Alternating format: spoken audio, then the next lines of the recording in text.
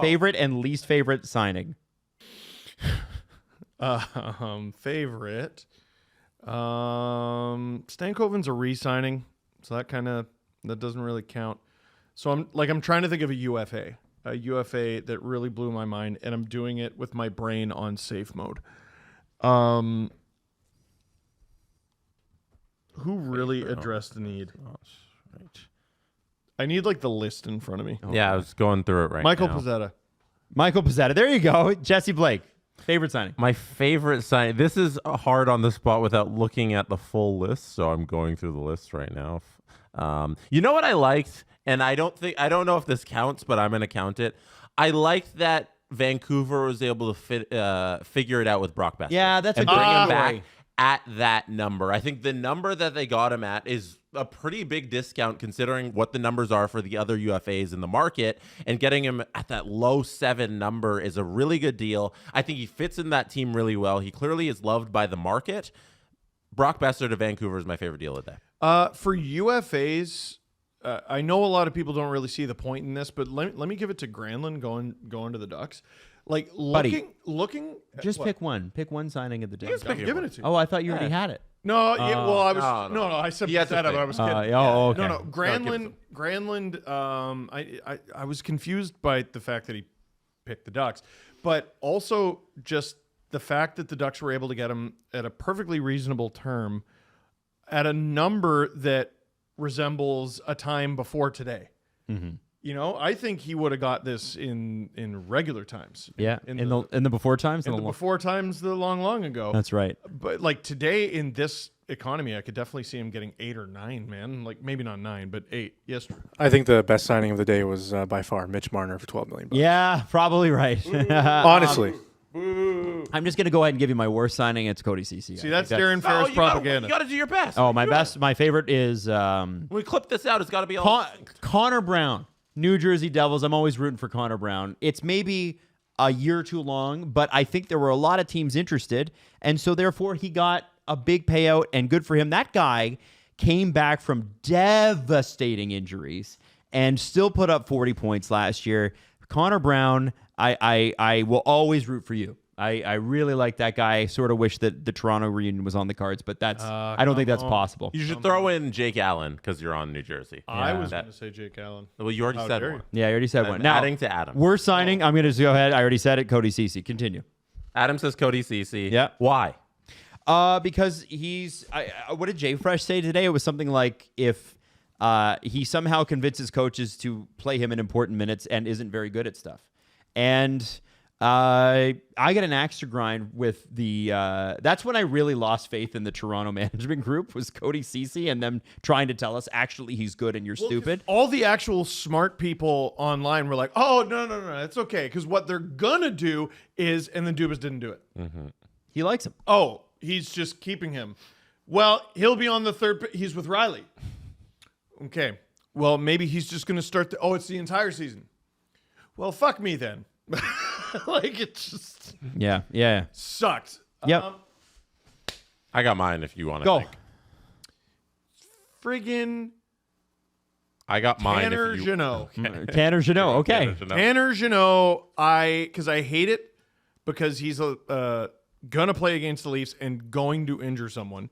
But looking at it objectively, you're paying $3.5 million for the next half decade for a guy who puts up no points. That's insane. Especially when you could have just kept Trent Frederick, who is younger, plays other positions, and is more useful. Yep. Okay. Drew, coming to you as well. Who you got? We're signing probably. No, I'd say Thatcher Demko. I just don't think he has full seasons left in his body. I think he should have moved on from him. Interesting. I mean, listen, that was kind of our reaction when we saw it. Yeah. It's a chance, it's a risk on like what he can be.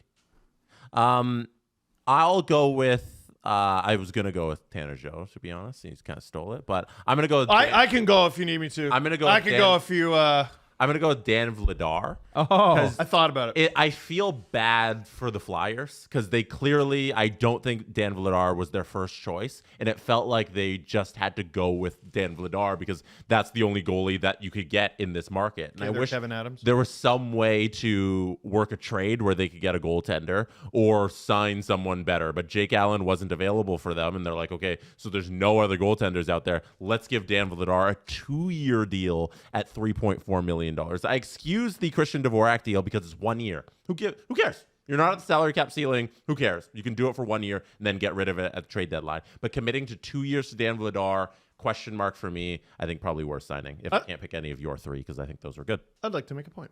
Yes. We did a podcast yesterday. We did a bunch of videos yesterday. We did videos all day today. I don't think we said a disparaging word about the Buffalo Sabres. And I think that's a victory. Usually on a day like this, we're like, look at the dumbass thing that they did. I don't really think they did that. Baby steps. moving on to the next one, guys.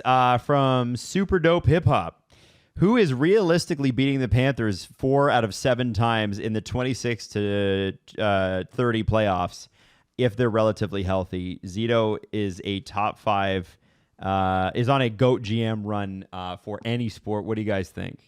Eventually, it does run out, but it's hard to imagine the Panthers not being a monster in the playoffs again, at least next year. I think they're going to carve through the East like butter. Uh-huh. Like who the hell is stepping up? Yeah.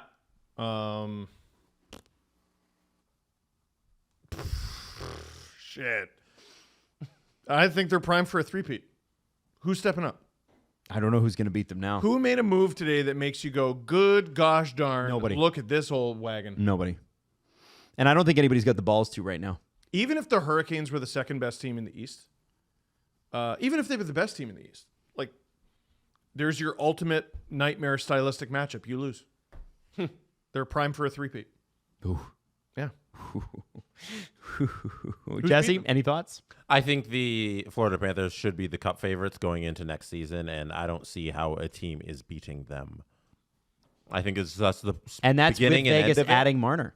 No, the Florida Panthers are the best team in the league. All they've done And this losing offseason is like get better as the Florida Panthers and have everybody stick around. Like that Brad Marchand addition at the trade deadline is so genius, and having that now for a full season only makes them better. Yeah. It's unbelievable. Okay. Where did all the tutting for the Chris Tanev contract go last year go for Brad Marchand, who's going to be the 43? keeper by the time? Get out of here. So a couple, I think like last week, we checked in on BetMGM about the Stanley Cup winner odds, and the Avalanche had the lowest odds to win the Stanley Cup. That has shifted. The Florida Panthers are now the favorites to win the Stanley Cup next season. The Panthers, Oilers, Avalanche, Hurricanes, Golden Knights, Stars is the top 6. Question from Adam Wylde in the Super Chats. Guys, are the Vegas Golden Knights good enough to challenge the Edmonton Oilers in the playoffs next year? Yeah, challenge them for sure. Challenge, beat. I mean, they got having Petro. They got beaten pretty heavily this year. Not having Petro. If the They series got started- walked. If the series started tomorrow, I'm picking the Oilers. Yep.